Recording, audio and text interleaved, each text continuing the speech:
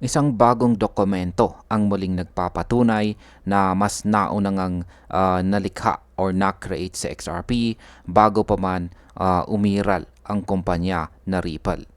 Ito po ay pinost ni Smoke, isang kilalang crypto researcher, at nagpakita ng excerpts mula sa SMU Science and Technology Law Review. Kaya yan po ang siyang ating pag-uusapan sa video na ito, pero bago po tayo magpatuloy ay pakibasa na lamang po muna ang disclaimer dito po sa ibaba ng ating screen. At ayan, simulan po natin sa kung ano po ba ang sinabi ng dokumento tungkol kay XRP at Ripple. Yan po yung aktual na dokumento na pinost dito ni Smoke. Ayon po sa academic review, matagal nang nagkakamali ang marami sa pag-iisip na iisa lang si Ripple at saka si XRP. Ngunit sa katotohanan, magkaiba sila ng purpose at saka history. Si Ripple ay isang kumpanya na gumagawa ng software at saka solutions para mapadali ang global money transfers. Samantalang si XRP ay isang independent cryptocurrency na ginawa bilang bridge currency para sa iba't ibang platforms.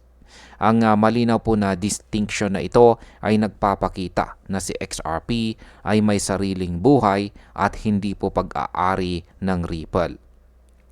Posibleng makatulong ito para mabawasan ang mga regulatory issues dahil pinatutunayan na hindi po kontrolado ng isang kumpanya si XRP.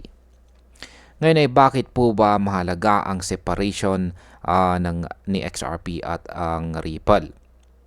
Binanggit din po ng review na kahit ginagamit po ng Ripple ang XRP sa kanilang liquidity solutions para sa mga bangko, hindi po nila pag-aari or kinokontrol ang technology nito. Si XRP po ay open source at pwedeng gamitin or baguhin ng kahit sino. Ang ganitong kalayaan ay nagpapakita na decentralized ang network at hindi ito hawak ng iisang entity. Ang epekto po nito ay mas tumataas ang kumpiyansa ng mga investors at regulators na si XRP ay hindi po classified bilang security, kung saan ay pwede pong magdulot ng mas magandang market sentiment. Ano naman po ang sinasabi ng dokumento tungkol sa governance? Ipinaliwanag din ng review na si Ripple ay kontrolado ng mga founders, directors at investors. Pero si XRP ay walang centralized owner at bukas para gamitin ang kahit sino. Ibig sabihin, kahit mawala po ang Ripple bilang kumpanya, mananatili pa ring buhay at gumagana ang XRP network. Ang ganitong separation ay nagbibigay po ng mas malakas na narrative para kay XRP bilang isang tunay na decentralized digital asset. Kung mas marami po ang makaintindi nito, maaaring tumaas ang demand sa market at makapagpataas ng presyo. Bilang panghuli, ang opinyon ko naman tungkol dito ay malaking tulong ang ganitong dokumento para mas malinaw sa publiko na hindi po iisa si Ripple at saka si XRP.